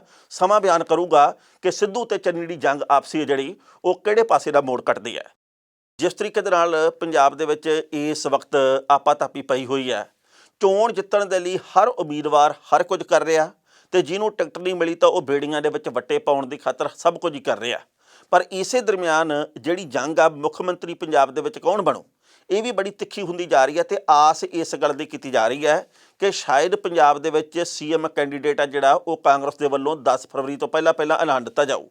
ਪਰ ਇਹ ਕਿਹਨੂੰ ਐਲਾਨਿਆ ਜਾਊ, ਹੁਣ ਸਵਾਲ ਇਹ ਹੈ ਕਿ ਸੀਐਮ ਚਿਹਰਾ ਪ੍ਰਤਾਪ ਸਿੰਘ ਬਾਜਵਾ ਹੋਰੀ ਬਣਨਗੇ, ਕੀ ਸੁਖਜਿੰਦਰ ਸਿੰਘ ਰੰਧਾਵਾ ਹੋਰੀ ਬਣਨਗੇ, ਕੀ ਆਉਂਦੇ ਦਿਨਾਂ ਦੇ ਵਿੱਚ ਨਵਜੋਤ ਸਿੰਘ ਸਿੱਧੂ ਹੋਰੀ ਬਣਨਗੇ, ਕੀ ਆਉਂਦੇ ਦਿਨਾਂ ਦੇ ਵਿੱਚ ਚਰਨਜੀਤ ਸਿੰਘ ਚੰਨੀ ਹੋਰੀ ਬਣਨਗੇ। ਇਹ ਲੋਕਾਂ ਦੇ ਮਨਾਂ ਵਿੱਚ ਕਈ ਕਿਸਮ ਦੇ ਸਵਾਲ ਤੇ ਕੁਝ ਕੁ ਕਾਂਗਰਸੀਆਂ ਦੇ ਮਨ ਦੇ ਵਿੱਚ ਕਈ ਕਿਸਮ ਦੇ ਤੌਖਲੇ ਜਿਹੜੇ ਉਹ ਪੈਦਾ ਹੋ ਰਹੇ ਆ। ਹੁਣ ਸਵਾਲ ਇਹ ਪੈਦਾ ਹੁੰਦਾ ਕਿ ਜੇਕਰ ਚਰਨਜੀਤ ਸਿੰਘ ਚੰਨੀ ਹੋਰਾਂ ਨੂੰ ਕਾਂਗਰਸ ਹਾਈ ਕਮਾਨ ਦੇ ਵੱਲੋਂ ਸੀਐਮ ਕੈਂਡੀਡੇਟ ਐਲਾਨ ਦਿੱਤਾ ਜਾਂਦਾ ਤਾਂ ਨਵਜੋਤ ਸਿੰਘ ਸਿੱਧੂ ਕੀ ਕਰਨਗੇ। ਲੰਘੇ ਕੱਲ੍ਹ ਸਿੱਧੂ ਸਾਹਿਬ ਦੇ ਵੱਲੋਂ ਇੱਕ ਪ੍ਰੈਸ ਕਾਨਫਰੰਸ ਕੀਤੀ ਗਈ ਹੈ, ਉਹਨਾਂ ਨੇ ਇਹ ਗੱਲ ਕਹੀ ਹੈ ਜੀ ਕਿ ਸਾਨੂੰ ਇੱਕ ਮੌਕਾ ਦਿਓ, ਫੇਰ ਪੰਜਾਬ ਦੇ ਵਿੱਚ ਇੱਕ ਵਾਰੀ ਸਾਡੀ ਸਰਕਾਰ ਫੇਰ ਬਣ ਜੇ, 5 ਸਾਲ ਦੇ ਵਿੱਚ 5 ਲੱਖ ਨੌਕਰੀਆਂ ਅਸੀਂ ਤੁਹਾਨੂੰ ਦੇਵਾਂਗੇ। ਤੇ ਉਹਨਾਂ ਨੇ ਕੁਝ ਕੁ ਹੋਰ ਵਾਅਦੇ ਵੀ ਕੀਤੇ ਆ। ਮੈਂ ਇਸ ਗੱਲ ਦੇ ਉੱਤੇ ਹੈਰਾਨ ਆ ਕਿ ਪ੍ਰਤਾਪ ਸਿੰਘ ਬਾਜਵਾ ਨੇ ਜਿਹੜੇ ਉਹ ਚੋਣ ਮੈਨੀਫੈਸਟੋ ਦੇ ਨਾਲ ਜੁੜੇ ਹੋਏ ਆ, ਕਮੇਟੀ ਦੇ ਆਗੂ ਆ, ਇਹ ਕੰਮ ਉਹਨਾਂ ਦੇ ਆ ਜਿਹੜੇ ਕਿ ਸਿੱਧੂ ਸਾਹਿਬ ਕਰ ਰਹੇ ਆ।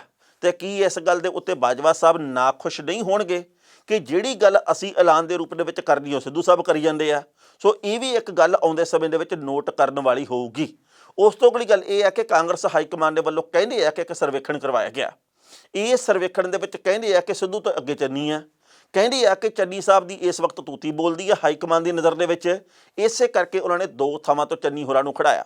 ਭਾਵੇਂ ਕਿ ਦਲਿਤ ਭੈਣਾਂ ਵੀਰਾਂ ਦੀ ਵੋਟ ਆਪਣੇ ਵੱਲ ਖਿੱਚਣ ਦੇ ਲਈ ਇਹ ਇੱਕ ਪੱਤਾ ਖੇਡਿਆ ਗਿਆ ਹੋਵੇ, ਅਨੁਸੂਚਿਤ ਜਾਤੀ ਭੈਣਾਂ ਵੀਰਾਂ ਦੇ ਲਈ ਇਹ ਕੁਝ ਕੀਤਾ ਗਿਆ ਹੋਵੇ, ਪਰ ਇੱਕ ਗੱਲ ਪਛਾਣ ਦੇ ਵੱਲ ਝਾਤ ਮਾਰ ਕੇ ਦੇਖਣੀ ਬਣਦੀ ਹੈ। ਕੈਪਟਨ ਅਮਰਿੰਦਰ ਸਿੰਘ ਨੂੰ ਸੀਐਮ ਕੈਂਡੀਡੇਟ ਐਲਾਨਿਆ, 2 ਥਾਵਾਂ ਤੋਂ ਚੋਣ ਲੜਾਈ ਗਈ ਸੀ, ਇੱਕ ਲੰਬੀ ਤੋਂ, ਦੂਜੀ ਪਟਿਆਲਾ ਤੋਂ। ਲੰਬੀ ਤੋਂ ਹਾਰ ਗਏ, ਪਟਿਆਲਿਓਂ ਜਿੱਤ ਗਏ। ਕੀ ਐਤਕੀ ਉਹੀ ਤਰੀਕਾ ਤਾਂ ਨਹੀਂ ਵੀ ਜਦੋਂ 2 ਥਾਵਾਂ ਤੋਂ ਸੀਐਮ ਨੂੰ ਐਲਾਨਿਆ ਜਾਵੇ ਤਾਂ ਉਹੀ ਅਗਲੀ ਵਾਰ ਦਾ ਸੀਐਮ ਕੈਂਡੀਡੇਟ ਹੁੰਦਾ ਵੀ ਪਾਰਟੀ ਇਹ ਚਾਹੁੰਦੀ ਹੈ ਜੀ ਕਿ ਇੱਕ ਤਾਂ ਇਹ 1 ਸੀਟ ਤੋਂ ਹਰ ਹਾਲ ਦੇ ਵਿੱਚ ਜਿੱਤਣੇ ਚਾਹੀਦੇ ਆ, ਦੂਜਾ ਇਹਨਾਂ ਦੇ ਪ੍ਰਭਾਵ ਨੂੰ ਅਸੀਂ ਇੱਕ ਹੋਰ ਸੀਟ ਦੇ ਉੱਤੇ ਵੀ ਵਰਤ ਗਏ। ਸੋ ਇਸ ਤਰੀਕੇ ਦੀਆਂ ਗੱਲਾਂ ਬਾਤਾਂ ਚੱਲ ਰਹੀਆਂ ਤੇ ਹੁਣ ਤਾਂ ਆਮ ਆਦਮੀ ਪਾਰਟੀ ਨੇ ਚੰਨੀ ਸਾਹਿਬ ਦੇ ਉੱਤੇ ਨਿਸ਼ਾਨੇ ਲਾਉਣੇ ਸ਼ੁਰੂ ਕਰਤੇ ਆ। ਉਹ ਕਹਿੰਦੇ ਵੀ ਚੰਨੀ ਬਾਹਰੀ ਬੰਦਾ, ਇਹ ਜਿੱਥੋਂ ਲੜਦਾ ਹੁੰਦਾ ਉੱਥੋਂ ਲੜੇ, ਇੱਥੇ ਸਾਡੇ ਵਾਲੇ ਪਾਸੇ ਆ ਕੇ ਕੀ ਕਰਦੇ, ਬਰਨਾਲੇ ਦੇ ਵੱਲ, ਸੰਗਰੂਰ ਦੇ ਵੱਲ। ਸੋ ਇਸ ਤਰੀਕੇ ਦੀਆਂ ਗੱਲਾਂ ਬਾਤਾਂ ਚੱਲ ਪਈਆਂ। ਤੇ ਅਗਲੀ ਗੱਲ ਇਹ ਹੈ ਕਿ ਜੋ ਸਰਵੇਖਣ ਆਇਆ, ਇਸ ਸਰਵੇਖਣ ਦੇ ਅਸਲ ਪੁਆੜੇ ਉਦੋਂ ਪੈਣੇ ਆ ਜਦੋਂ ਅਧਿਕਾਰਤ ਤੌਰ ਦੇ ਉੱਤੇ ਸੀਐਮ ਚਿਹਰਾ ਚੰਨੀ ਨੂੰ ਐਲਾਨ ਦਿੱਤਾ ਗਿਆ। ਉਸ ਤੋਂ ਬਾਅਦ ਕਹਿੰਦੇ ਆ ਕਿ ਪੰਜਾਬ ਦੀ ਕਾਂਗਰਸ ਦੇ ਵਿੱਚ ਕਈ ਪਟਾਕੇ ਪੈਣਗੇ, ਜਿਹਦੇ ਕਰਕੇ ਪੰਜਾਬ ਦੇ ਰਾਜਨੀਤਿਕ ਸਮੀਕਰਨ ਕਈ ਪਾਸਿਓਂ ਬਦਲਣਗੇ। ਪਹਿਲਾਂ ਇਸ ਰਿਪੋਰਟ ਦਾ ਵੇਰਵਾ ਤੇ ਫਿਰ ਕਰਾਂਗੇ ਟਿੱਪਣੀ। ਪੰਜਾਬ ਦੇ ਵਿੱਚ ਕਾਂਗਰਸ ਦੇ ਮੁੱਖ ਮੰਤਰੀ ਚਿਹਰੇ ਨੂੰ ਲੈ ਕੇ ਹਲਚਲ ਤੇਜ਼ ਹੋ ਗਈ ਹੈ। ਕਾਂਗਰਸ ਦੀ ਅੰਤਰਿਮ ਪ੍ਰਧਾਨ ਸੋਨੀਆ ਗਾਂਧੀ ਨੇ ਇਸ ਦੀ ਕਮਾਨ ਸੰਭਾਲੀ ਹੈ। ਉਹਨਾਂ ਨੇ ਪਾਰਟੀ ਦੇ ਸੀਨੀਅਰ ਨੇਤਾਵਾਂ ਨਾਲ ਗੱਲਬਾਤ ਕੀਤੀ ਹੈ, ਜਿਹਦੇ ਵਿੱਚ ਨਵਜੋਤ ਸਿੰਘ ਸਿੱਧੂ ਨੂੰ ਸੀਐਮ ਚੰਨੀ ਦੀ ਅਗਵਾਈ ਦੇ ਵਿੱਚ ਚੋਣ ਲੜਨ ਨੂੰ ਰਾਜ਼ੀ ਕਰਨ ਦੇ ਬਾਰੇ ਚਰਚਾ ਹੋਈ ਹੈ। ਮੁੱਖ ਮੰਤਰੀ ਚਿਹਰੇ ਦੇ ਲਈ ਕਾਂਗਰਸ ਦੇ ਅੰਦਰੂਨੀ ਸ਼ਕਤੀ ਐਪ ਤੇ ਵਰਕਰਾਂ ਦੇ ਕੋਲੋਂ ਫੀਡਬੈਕ ਮੰਗੀ ਗਈ ਹੈ। ਸੂਤਰਾਂ ਦੀ ਮੰਨੀਏ ਤਾਂ ਸ਼ੁਰੂਆਤੀ ਸਰਵੇ ਦੇ ਵਿੱਚ ਮੌਜੂਦਾ ਮੁੱਖ ਮੰਤਰੀ ਚਰਨਜੀਤ ਸਿੰਘ ਚੰਨੀ ਅੱਗੇ ਚੱਲ ਰਹੇ ਨੇ। ਪੰਜਾਬ ਕਾਂਗਰਸ ਦੇ ਪ੍ਰਧਾਨ ਨਵਜੋਤ ਸਿੰਘ ਸਿੱਧੂ ਇਸ ਰੇਸ ਦੇ ਵਿੱਚ ਪਿਛੜੇ ਹੋਏ ਨੇ। ਸਿੱਧੂ ਤੇ ਚੰਨੀ ਤੋਂ ਇਲਾਵਾ ਹੁਣ ਸੁਨੀਲ ਜਾਖੜ ਤੇ ਪ੍ਰਤਾਪ ਸਿੰਘ ਬਾਜਵਾ ਦਾ ਨਾਮ ਵੀ ਇਹਦੇ ਵਿੱਚ ਆ ਰਿਹਾ। ਮੰਨਿਆ ਜਾ ਰਿਹਾ ਕਿ ਅਗਲੇ 10 ਦਿਨ ਦੇ ਵਿੱਚ ਇਹਦਾ ਐਲਾਨ ਹੋ ਸਕਦਾ ਹੈ। ਪੰਜਾਬ ਦੇ ਵਿੱਚ 20 ਫਰਵਰੀ ਨੂੰ ਵੋਟਾਂ ਪੈਣੀਆਂ ਨੇ। ਕਾਂਗਰਸ ਭਾਵੇਂ ਹਾਲੇ ਸਰਵੇ ਕਰਵਾ ਰਹੀ ਹੈ, ਪਰ ਚਰਨਜੀਤ ਸਿੰਘ ਚੰਨੀ ਹੀ ਸੀਐਮ ਚਿਹਰਾ ਹੋਣਗੇ, ਇਹਦੇ ਲਈ ਵਾਰ-ਵਾਰ ਸੰਕੇਤ ਦਿੱਤੇ ਜਾ ਰਹੇ ਨੇ। ਐਤਵਾਰ ਨੂੰ ਚੰਨੀ ਨੂੰ ਚਮਕੌਰ ਸਾਹਿਬ ਤੋਂ ਇਲਾਵਾ ਭਦੌੜ ਸੀਟ ਤੋਂ ਟਿਕਟ ਦੇ ਕੇ ਕਾਂਗਰਸ ਨੇ ਫਿਰ ਇਸ਼ਾਰਾ ਕਰ ਦਿੱਤਾ ਹੈ। ਭਦੌੜ ਆਮ ਆਦਮੀ ਪਾਰਟੀ ਦਾ ਗੜ੍ਹ ਹੈ। ਦੂਜੇ ਪਾਸੇ ਚੰਨੀ ਨੂੰ ਵੱਡੀ ਜੰਗ ਦੇ ਵਿੱਚ ਉਤਾਰ ਕੇ ਕਾਂਗਰਸ ਨੇ ਮਾਲਵੇ ਦੇ ਵਿੱਚ ਆਮ ਆਦਮੀ ਪਾਰਟੀ ਤੇ ਅਕਾਲੀ ਦਲ ਦੇ ਦਬਦਬੇ ਨੂੰ ਤੋੜਨ ਦੀ ਕੋਸ਼ਿਸ਼ ਕੀਤੀ ਹੈ। ਕਾਂਗਰਸ ਨੇ ਇਹਦੇ ਲਈ 1 ਫੈਮਿਲੀ 1 ਟਿਕਟ ਦੀ ਪਾਲਿਸੀ ਨੂੰ ਵੀ ਤੋੜ ਦਿੱਤਾ ਹੈ। ਇਹਦੇ ਤੋਂ ਸਪਸ਼ਟ ਹੈ ਕਿ ਕਾਂਗਰਸ ਚੰਨੀ ਦੇ ਉੱਤੇ ਹੀ ਦਾ ਖੇਡ ਰਹੀ ਹੈ। ਇਸ ਤੋਂ ਉਲਟ ਨਵਜੋਤ ਸਿੰਘ ਸਿੱਧੂ ਆਪਣੇ ਹਲਕੇ ਤੱਕ ਸੀਮਤ ਹੋ ਕੇ ਰਹਿ ਗਏ ਨੇ। ਕਾਂਗਰਸ ਮੁੱਖ ਮੰਤਰੀ ਚਿਹਰਾ ਅਨਾਉਂਸ ਨਾ ਕਰਨ ਦੀ ਗੱਲ ਕਹਿੰਦੀ ਤਾਂ ਬਾਅਦ ਵਿੱਚ ਕਿਸੇ ਹੋਰ ਨੂੰ ਕੁਰਸੀ ਮਿਲ ਸਕਦੀ ਸੀ, ਪਰ ਜੇਕਰ ਹੁਣ ਚੰਨੀ ਨੂੰ ਨਜ਼ਰਅੰਦਾਜ਼ ਕੀਤਾ ਗਿਆ ਤਾਂ ਮੁਸ਼ਕਿਲ ਵੱਧ ਜਾਣੀ ਹੈ। ਕਾਂਗਰਸ ਨੇ ਜਿਸ ਤਰ੍ਹਾਂ ਪੰਜਾਬ ਦੇ ਵਿੱਚ ਇੱਕ ਦਲਿਤ ਸੀਐਮ ਬਣਾਇਆ, ਹੁਣ ਜੇਕਰ ਕੋਈ ਹੋਰ ਦੂਜਾ ਚਿਹਰਾ ਹੋਇਆ ਤਾਂ ਪੰਜਾਬ ਦੇ ਵਿੱਚ ਸਿੱਧੇ ਤੌਰ ਦੇ ਉੱਤੇ ਦਲਿਤ ਭਾਈਚਾਰੇ 'ਚ ਗਲਤ ਸੁਨੇਹਾ ਜਾਵੇਗਾ। 32% ਦੀ ਵੋਟ ਬੈਂਕ ਵੀ ਕਾਂਗਰਸ ਦੇ ਲਈ ਕਾਫੀ ਹੱਦ ਤੱਕ ਹੱਥੋਂ ਨਿਕਲ ਜਾਏਗੀ। ਸੋ ਕਾਂਗਰਸ ਚੰਨੀ ਨੂੰ ਦੇਸ਼ ਦਾ ਵੱਡਾ ਦਲਿਤ ਚਿਹਰਾ ਬਣਾਉਣ ਦੇ ਮਾਮਲੇ 'ਚ ਜੁਟੀ ਹੋਈ ਹੈ ਤਾਂ ਜੋ 2024 ਦੀਆਂ ਲੋਕ ਸਭਾ ਚੋਣਾਂ ਦੇ ਵਿੱਚ ਵੀ ਇਸ ਨੂੰ ਮੁੱਦਾ ਬਣਾ ਕੇ ਉਭਾਰਿਆ ਜਾ ਸਕੇ। ਇਸ ਖਬਰ ਦੇ ਉੱਤੇ ਟਿੱਪਣੀ ਕਰਨਾ ਦੋਸਤੋ, ਪਹਿਲੀ ਗੱਲ ਤਾਂ ਅਸੀਂ ਕਹਾਂਗੇ ਇਸ ਵੇਲੇ ਕਾਂਗਰਸ ਦੇ ਵਿੱਚ ਬਹੁਤ ਵੱਡੇ ਪੱਧਰ 'ਤੇ ਕਲੇਸ਼ ਹੈ। ਜਿਨ੍ਹਾਂ ਦੀਆਂ ਟਿਕਟਾਂ ਕੱਟੀਆਂ ਗਈਆਂ ਉਹ ਬਗਾਵਤ ਦੇ ਰਾਹ ਦੇ ਉੱਤੇ ਆ। ਜਿਨ੍ਹਾਂ ਦੀਆਂ ਟਿਕਟਾਂ ਨਹੀਂ ਕੱਟੀਆਂ ਗਈਆਂ, ਜਿਹਨਾਂ ਨੂੰ ਟਿਕਟਾਂ ਮਿਲ ਗਈਆਂ, ਉਹਨਾਂ ਨੂੰ ਕਈ ਲੋਕ ਆਪਣੇ ਹੀ ਘੇਰਾ ਪਾ ਰਹੇ ਆ। ਸਿੱਧੂ ਹੋਰਾਂ ਦੀ ਕੱਲ੍ਹ ਵਾਲੀ ਇੱਕ ਗੱਲ ਜ਼ਰੂਰ ਸਹੀ ਹੈ ਕਿ ਕਾਂਗਰਸ ਨੂੰ ਸ਼ਾਇਦ ਕੋਈ ਹੋਰ ਨਾ ਹਰਾ ਸਕੇ, ਕਾਂਗਰਸ ਨੂੰ ਕਾਂਗਰਸ ਹੀ ਹਰਾ ਦਿੰਦੀ ਹੈ ਤੇ ਇਸ ਗੱਲ ਦੇ ਵਿੱਚ ਮੇਰਾ ਖਿਆਲ ਕੋਈ ਅਤਕਥਨੀ ਵੀ ਨਹੀਂ ਹੈ। ਇਸ ਵੇਲੇ ਜਸਵੀਰ ਸਿੰਘ ਡਿੰਪਾ ਜਿਹੜੇ ਕਿ ਖਡੂਰ ਸਾਹਿਬ ਤੋਂ ਕਾਂਗਰਸ ਦੇ ਸੰਸਦ ਮੈਂਬਰ ਹੈ, ਉਹ ਆਪਦੇ ਪੁੱਤ ਦੇ ਲਈ ਟਿਕਟ ਚਾਹੁੰਦੇ ਸੀ, ਪਰ ਪੁੱਤ ਨੂੰ ਟਿਕਟ ਕਾਂਗਰਸ ਨੇ ਨਹੀਂ ਦਿੱਤੀ, ਜਿਹਦੇ ਕਰਕੇ ਮੰਨਿਆ ਜਾ ਰਿਹਾ ਕਿ ਉਹ ਆਪਦੇ ਪੁੱਤ ਨੂੰ ਆਜ਼ਾਦ ਤੌਰ ਤੇ ਚੋਣ ਲੜਵਾ ਸਕਦੇ ਆ। ਹੁਣ ਤਾਂ ਇਹ ਵੀ ਕਨਸੂਆਂ ਪ੍ਰਾਪਤ ਹੋਈਆਂ ਕਿ ਸ਼ਾਇਦ ਉਹ ਆਮ ਆਦਮੀ ਪਾਰਟੀ ਤੋਂ ਵੀ ਚੋਣ ਲੜਵਾਉਣ, ਤੇ ਆਮ ਆਦਮੀ ਪਾਰਟੀ ਵੀ ਇਸ ਮਾਮਲੇ ਦੇ ਉੱਤੇ ਵਿਚਾਰ ਕਰ ਰਹੀ ਹੈ ਕਿ ਜਿਹਨੂੰ ਟਿਕਟ ਦਿੱਤੀ ਆ ਉਹਦੇ ਕੋਲੋਂ ਵਾਪਸ ਲੈ ਕੇ ਡਿੰਪੇ ਦੇ ਪੁੱਤ ਨੂੰ ਦੇ ਦਿੱਤੀ ਜਾਵੇ, ਤੇ ਬਾਕੀ ਵਕਤ ਦੱਸੂਗਾ ਇਸ ਗੱਲ ਦੇ ਵਿੱਚ ਸੱਚਾਈ ਕਿੰਨੀ ਕਾ। ਸਿੱਧੂ ਹੋਰਾਂ ਨੂੰ ਚਾਰੇ ਪਾਸੇ ਘੇਰਾ ਪੈ ਰਿਹਾ। ਸਿੱਧੂ ਹੋਰੀ ਇਮਾਨਦਾਰ ਆ, ਇਹ ਸਮੇਂ-ਸਮੇਂ ਤੇ ਖਬਰਾਂ ਆਉਂਦੀਆਂ, ਪਰ ਸਿੱਧੂ ਹੋਰਾਂ ਦੀ ਬੋਲਬਾਣੀ ਨੇ ਉਹਨਾਂ ਦਾ ਗ੍ਰਾਫ ਕਾਫੀ ਡਿੱਗ ਗਿਆ, ਇਹਦੇ ਵਿੱਚ ਵੀ ਕੋਈ ਦੋ ਰਾਇਆ ਨਹੀਂ। ਪਰ ਜਦੋਂ ਉਹਨਾਂ ਨੂੰ ਕੋਈ ਸਵਾਲ ਕਰਦਾ ਵੀ ਤੁਸੀਂ ਤੂੰ ਤੜਕ ਬਹੁਤ ਕਰਦੇ ਆ, ਤੁਸੀਂ ਹਰ ਗੱਲ ਤੇ ਤੂੰ ਐ ਕਰਦਾ, ਨਾ ਕਿਸੇ ਪੱਤਰਕਾਰ ਦਾ ਤਰੀਕੇ ਨਾਲ ਉੱਤਰ ਦਿੰਦੇ ਆ, ਨਾ ਤਹਿਜ਼ੀਬ ਦੇ ਨਾਲ ਕੁਛ ਤੁਸੀਂ ਬੋਲਦੇ ਹੋ, ਕੁਛ ਨਾ ਕੁਛ ਤੁਸੀਂ ਤੱਤੇ ਰੌਂ ਦੇ ਵਿੱਚ ਕਹਿੰਦੇ ਰਹਿੰਦੇ ਆ, ਤਾਂ ਉਹ ਕਹਿੰਦੇ ਜੀ ਕਿ ਇਹ ਸਾਡਾ ਸੁਭਾਅ, ਇਹ ਅਸੀਂ ਪੰਜਾਬੀ ਖੁੱਲ੍ਹੇ ਡੁੱਲੇ ਸੁਭਾਅ ਦੇ ਹੁੰਦੇ ਆ, ਅਸੀਂ ਦਿਲ ਦੇ ਸਾਫ਼ ਹੁੰਦੇ ਆ। ਉਹ ਇਹ ਗੱਲ ਕਹਿ ਕੇ ਉੱਤਰ ਦੇ ਕੇ ਤੇ ਇਸ ਗੱਲ ਤੋਂ ਟਾਲਾ ਜਾ ਵੱਟ ਜਾਂਦੇ ਆ। ਪਰ ਗੱਲ ਇਹ ਆ ਕਿ ਜਿੱਥੇ ਮਰਜ਼ੀ ਚਾਰ ਬੰਦੇ ਬਹਿੰਦੇ ਆ, ਉਹ ਕਹਿੰਦੇ ਸਿੱਧੂ ਸਾਹਿਬ ਦਾ ਕੱਦ ਬਹੁਤ ਵੱਡਾ, ਪਰ ਉਹਨਾਂ ਦੀਆਂ ਗੱਲਾਂ ਕਈ ਵਾਰ ਛੋਟੀਆਂ ਹੁੰਦੀਆਂ। ਉਹਨਾਂ ਨੂੰ ਸੰਜੀਦਗੀ ਨਾਲ ਰਹਿਣਾ ਚਾਹੀਦਾ ਤੇ ਹੁਣ ਬਹੁਤਾ ਬੋਲਣ ਤੋਂ ਗੁਰੇਜ਼ ਕਰਨਾ ਚਾਹੀਦਾ, ਕੰਮ ਵੱਲ ਖਿਆਲ ਕਰਨ। ਪਰ ਹਰ ਥਾਂ ਦੇ ਉੱਤੇ ਇਸ ਤਰੀਕੇ ਨਾਲ ਨਹੀਂ ਬੋਲਣਾ ਕਿ ਆਪਾਂ ਰੈਲੀ ਦੇ ਵਿੱਚ ਆਏ ਆ, ਇਹ ਉਹਨਾਂ ਦੇ ਕਦਰ ਘਟਾਈ ਦਾ ਇੱਕ ਵੱਡਾ ਕਾਰਨ ਬਣਿਆ। ਉਸ ਤੋਂ ਅਗਲੀ ਗੱਲ ਆ ਗਈ ਚਰਨਜੀਤ ਸਿੰਘ ਚੰਨੀ ਦੀ। ਚੰਨੀ ਹੋਰਾਂ ਨੇ ਘੱਟ ਬੋਲ ਕੇ 2 ਥਾਵਾਂ ਤੋਂ ਚੋਣ ਲੜਨ ਦਾ ਮੌਕਾ ਪ੍ਰਾਪਤ ਕਰਕੇ ਹਾਈ ਕਮਾਨ ਦੀ ਨਜ਼ਰ ਦੇ ਵਿੱਚ ਸਹੀ ਬਣ ਕੇ ਤੇ ਇੱਕ ਵੱਡੀ ਮੱਲ ਮਾਰੀ ਆ। ਹਾਲਾਂਕਿ ਇਹਦੇ ਵਿੱਚ ਕੋਈ ਦੋ ਰਾਏ ਨਹੀਂ ਕਿ ਚੰਨੀ ਸਾਹਿਬ ਨੇ ਵੀ ਇਕੱਲੇ ਐਲਾਨ ਹੀ ਕੀਤੇ ਆ, ਬਹੁਤ ਘੱਟ ਕੰਮ ਪ੍ਰੈਕਟੀਕਲ ਤੌਰ ਤੇ ਹੋਏ ਆ। ਪਰ ਉਹ ਇਹ ਗੱਲ ਕਹਿੰਦੇ ਜੀ ਕਿ 111 ਦਿਨ ਦੇ ਵਿੱਚ ਮੈਂ ਜੋ ਕੁਝ ਕਰ ਸਕਦਾ ਸੀ ਉਹਦੇ ਤੋਂ ਦੁੱਗਣਾ ਤਿੱਗਣਾ ਕਰਨ ਦੀ ਕੋਸ਼ਿਸ਼ ਕੀਤੀ ਹੈ। ਮਗਰਲਿਆਂ ਨੇ ਕੱਖ ਨਹੀਂ ਕੀਤਾ, ਮੈਂ ਵੀ ਕੀ ਕਰਾਂ। ਪਰ ਜਦੋਂ ਕੈਪਟਨ ਸਾਹਿਬ ਮੁੱਖ ਮੰਤਰੀ ਬਣੇ, ਉਹ ਕਹਿੰਦੇ ਸੀ ਕਿ ਮਗਰਲਿਆਂ ਨੇ 10 ਸਾਲ ਕੁਝ ਨਹੀਂ ਕੀਤਾ, ਮੈਂ ਹੁਣ ਕੀ ਕਰਾਂ। ਸੋ ਇਸ ਤਰੀਕੇ ਦੀ ਗੱਲਬਾਤ ਚੱਲ ਰਹੀ ਹੈ। ਪਰ ਜਿਸ ਦਿਨ ਵੀ ਚੰਨੀ ਹੋਰਾਂ ਨੂੰ ਮੁੱਖ ਮੰਤਰੀ ਹਾਈ ਕਮਾਨ ਨੇ ਐਲਾਨਿਆ, ਕਾਂਗਰਸ ਦੇ ਵਿੱਚ ਵੱਡੇ ਪੱਧਰ ਦੇ ਉੱਤੇ ਖਿਲਾਰਾ ਪੈਣ ਦੀ ਆਸ ਹੈ। ਇਸ ਖਿਲਾਰੇ ਦੀ ਉਡੀਕ ਦੇ ਵਿੱਚ ਅਕਾਲੀ ਦਲ ਵੀ ਹੈ, ਆਮ ਆਦਮੀ ਪਾਰਟੀ ਵੀ ਹੈ ਤੇ ਬੀਜੇਪੀ ਵੀ ਬੈਠੀ ਹੈ। ਪੰਜਾਬ ਦੇ ਕਿਸਾਨ ਇਸ ਵੇਲੇ ਚੋਣਾਂ ਦੇ ਰੰਗ ਦੇ ਵਿੱਚ ਰੰਗੇ ਹੋਏ ਆ। ਪਰ ਇਹ ਗੱਲ ਭੁੱਲਣੀ ਨਹੀਂ ਚਾਹੀਦੀ ਕਿ ਲੰਘਿਆ ਕੱਲ੍ਹ ਆ ਜਿਹੜਾ, ਯਾਨੀ ਕਿ 31 ਤਰੀਕ, ਯੂਪੀ ਦੇ ਤੇ ਹਰਿਆਣੇ ਦੇ ਕਾਫੀ ਕਿਸਾਨਾਂ ਦੇ ਵੱਲੋਂ ਮਿਲ ਕੇ ਵਿਸ਼ਵਾਸਘਾਤ ਦਿਵਸ ਮਨਾਉਣ ਦੇ ਰੂਪ ਦੇ ਵਿੱਚ ਲੰਘਾਈ ਗਈ ਆ। ਪ੍ਰਧਾਨ ਮੰਤਰੀ ਦੇ ਪੁਤਲੇ ਵੱਖ-ਵੱਖ ਥਾਵਾਂ ਤੇ ਫੂਕੇ ਗਏ ਆ ਤੇ ਪਤਾ ਲੱਗਾ ਜੀ ਕਿ ਰਾਸ਼ਟਰਪਤੀ ਰਾਮਨਾਥ ਕੋਵਿੰਦ ਨੂੰ ਵੀ ਇੱਕ ਚਿੱਠੀ ਲਿਖੀ ਗਈ ਹੈ ਕਿ ਜੋ ਸਾਨੂੰ ਅੰਦੋਲਨ ਚੁੱਕਣ ਦੇ ਮੌਕੇ ਵਾਅਦੇ ਕੀਤੇ ਗਏ ਸੀ ਵੀ ਭਾਈ ਅਸੀਂ ਤੁਹਾਨੂੰ ਪ੍ਰਸਤਾਵ ਦਿੰਦੇ ਹਾਂ, ਆ ਵੀ ਮੰਨ ਲਾਂਗੇ, ਆ ਵੀ ਮੰਨ ਲਾਂਗੇ, ਆ ਵੀ ਮੰਗ ਮੰਨ ਲਾਂਗੇ, ਉਹਨਾਂ ਦੇ ਵਿੱਚੋਂ ਇੱਕ ਵੀ ਗੱਲ ਹਾਲੇ ਤੱਕ ਮੰਨੀ ਨਹੀਂ ਗਈ, ਜਿਹਦੇ ਕਰਕੇ ਦਿੱਲੀ ਦੇ ਬਾਰਡਰਾਂ ਦੇ ਉੱਤੇ ਆਉਂਦੇ ਸਮੇਂ 'ਚ ਫਿਰ ਕਿਸਾਨ ਆ ਸਕਦੇ ਆ ਤੇ ਵੱਡੇ ਪੱਧਰ ਦੇ ਉੱਤੇ ਸੰਘਰਸ਼ ਆ ਜਿਹੜਾ ਉਹ ਉਲੀਕਿਆ ਜਾ ਸਕਦਾ ਹੈ। ਸੋ ਪੰਜਾਬ ਦੇ ਕਿਸਾਨ ਜਦੋਂ ਰਾਜਨੀਤਿਕ ਰੰਗਣ ਦੇ ਵਿੱਚ ਰੰਗੇ ਹੋਏ ਆ, ਜਾਂ ਜਿਹੜੀਆਂ ਕਿਸਾਨ ਜਥੇਬੰਦੀਆਂ ਦੇ ਆਗੂ ਆ ਵੱਡੀ ਗਿਣਤੀ ਦੇ ਵਿੱਚ, ਉਹ ਇਸ ਵੇਲੇ ਚੋਣਾਂ ਦੇ ਮੈਦਾਨ 'ਚ ਕੁੱਦੇ ਹੋਏ ਆ, ਤਾਂ ਇਸ ਗੱਲ ਨੂੰ ਭੁੱਲ ਗਏ ਨਾ ਕਿ ਕਈ ਸੂਬਿਆਂ ਦੇ ਕਿਸਾਨ ਹਾਲੇ ਵੀ ਉਸ ਅੰਦੋਲਨ ਨੂੰ ਭਖਾਉਣ ਦੀ ਕੋਸ਼ਿਸ਼ ਕਰ ਰਹੇ ਆ। ਆਉਂਦੇ ਸਮੇਂ 'ਚ ਕੀ ਬਣੂਗਾ ਕੁਝ ਕਹਿ ਨਹੀਂ ਸਕਦੇ, ਪਰ ਇਹ ਗੱਲ ਕਹੀ ਗਈ ਸੀ ਕੇਂਦਰ ਦੇ ਵੱਲੋਂ ਕਿ ਤੁਸੀਂ ਇੱਥੋਂ ਜਾਓ, ਅਸੀਂ ਸਾਰੇ ਕਿਸਾਨਾਂ ਦੇ ਪਰਚੇ ਰੱਦ ਕਰ ਦਿਆਂਗੇ, 5-5 ਲੱਖ ਰੁਪਈਆ ਜੋ ਸ਼ਹੀਦ ਹੋਏ ਕਿਸਾਨ ਉਹਨਾਂ ਦੇ ਪਰਿਵਾਰਕ ਜੀਆਂ ਨੂੰ ਮਿਲੂਗਾ, ਨੌਕਰੀਆਂ ਦੀ ਵੀ ਗੱਲ ਕੀਤੀ ਸੀ, ਹੋਰ ਬਹੁਤ ਸਾਰੇ ਮਸਲੇ ਹੱਲ ਕਰਨ ਦੀ ਗੱਲ ਕੀਤੀ, MSP ਦੀ ਇੱਕ ਕਮੇਟੀ ਬਣਾ ਦਿਆਂਗੇ, ਉਹਦੇ ਵਿੱਚ ਕਿਸਾਨ ਆਗੂ ਵੀ ਲਵਾਂਗੇ। ਪਰ ਇਹ ਸਾਰੀਆਂ ਗੱਲਾਂ ਠੰਡੇ ਬਸਤੇ 'ਚ ਪੈ ਗਈਆਂ। ਕਿਸਾਨਾਂ ਦਾ ਵੀ, ਪੰਜਾਬ ਦੇ ਕਿਸਾਨਾਂ ਦਾ ਧਿਆਨ ਹੈ ਜਿਹੜਾ ਉਹ ਇਸ ਵਕਤ ਚੋਣਾਂ ਦੇ ਵਿੱਚ ਹੈ, ਕੇਂਦਰ ਦਾ ਵੀ ਧਿਆਨ ਸਿਰਫ ਤੇ ਸਿਰਫ 5 ਸੂਬਿਆਂ ਦੀਆਂ ਚੋਣਾਂ ਦੇ ਵਿੱਚ ਹੈ। ਪਰ ਫਿਰ ਵੀ ਚਰਖੀ ਦਾਦਰੀ ਦੇ ਵਿੱਚ ਜਿਵੇਂ ਕੱਲ੍ਹ ਇਕੱਠ ਹੋਇਆ, ਜਿਸ ਤਰੀਕੇ ਦੇ ਨਾਲ ਵੱਖ-ਵੱਖ ਥਾਵਾਂ ਦੇ ਉੱਤੇ ਕਿਸਾਨਾਂ ਨੇ ਮੋਦੀ ਸਰਕਾਰ ਦੇ ਪੁਤਲੇ ਫੂਕੇ ਆ, ਜਿਵੇਂ ਕਿ ਰਾਸ਼ਟਰਪਤੀ ਰਾਮਨਾਥ ਕੋਵਿੰਦ ਨੂੰ ਇੱਕ ਮੰਗ ਪੱਤਰ ਭੇਜਿਆ ਤੇ ਇਹ ਗੱਲ ਕਹੀ ਆ ਕਿ ਜੇਕਰ ਅਸੀਂ ਵਾਪਸ ਘਰਾਂ ਨੂੰ ਮੁੜ ਗਏ ਆ ਤਾਂ ਫਿਰ ਅਸੀਂ ਵਾਪਸ ਘਰਾਂ ਤੋਂ ਆ ਵੀ ਸਕਦੇ ਹਾਂ। ਸਾਡੇ ਇਸ ਚੁੱਪ ਕੀਤੇ ਸੁਭਾਅ ਨੂੰ ਜਾਂ ਸਾਡੇ ਘਰਾਂ ਦੇ ਵੱਲ ਮੁੜ ਜਾਣ ਨੂੰ ਤੁਸੀਂ ਘਟਾ ਕੇ ਨਾ ਦੇਖੋ। ਕੇਂਦਰ ਦੀ ਸਰਕਾਰ ਨੂੰ ਇਹ ਗੱਲ ਜ਼ਰੂਰ ਕਹੋ ਕਿ ਕਿਰਪਾ ਕਰਕੇ ਸਾਡੇ ਨਾਲ, ਜਾਣੀ ਕਿ ਕਿਸਾਨਾਂ ਨਾਲ ਕੀਤੇ ਹੋਏ ਵਾਅਦੇ ਪੂਰੇ ਕੀਤੇ ਜਾਣ। ਸੋ ਇਹ ਹੋ ਸਕਦਾ ਹੈ ਵੀ ਇਹਨਾਂ ਚੋਣਾਂ ਤੋਂ ਬਾਅਦ ਜੇਕਰ ਕੇਂਦਰ ਦੀ ਸਰਕਾਰ ਵੱਲੋਂ ਕੀਤੇ ਗਏ ਵਾਅਦੇ ਪੂਰੇ ਨਾ ਕੀਤੇ ਗਏ ਤਾਂ ਸੰਘਰਸ਼ ਇੱਕ ਵਾਰ ਫਿਰ ਤਿੱਖਾ ਹੋਵੇ। ਖਬਰਾਂ ਦੋਸਤੋ ਕਈ ਹੋਰ ਵੀ ਸਨ, ਪਰ ਜੋ ਵਕਤ ਦੀ ਘਾਟੇ ਰੁਕਣ ਦਾ ਇਸ਼ਾਰਾ ਕਰ ਰਹੀ ਹੈ। ਕੱਲ੍ਹ ਨੂੰ ਇਸੇ ਵੇਲੇ ਖਬਰ ਦੀ ਖਬਰ ਲੈ ਕੇ ਫਿਰ ਹਾਜ਼ਰ ਹੋਵਾਂਗੇ। ਉਦੋਂ ਤੱਕ ਲਈ ਆਗਿਆ ਦਿਓ। ਬਹੁਤ ਬਹੁਤ ਮਿਹਰਬਾਨੀ।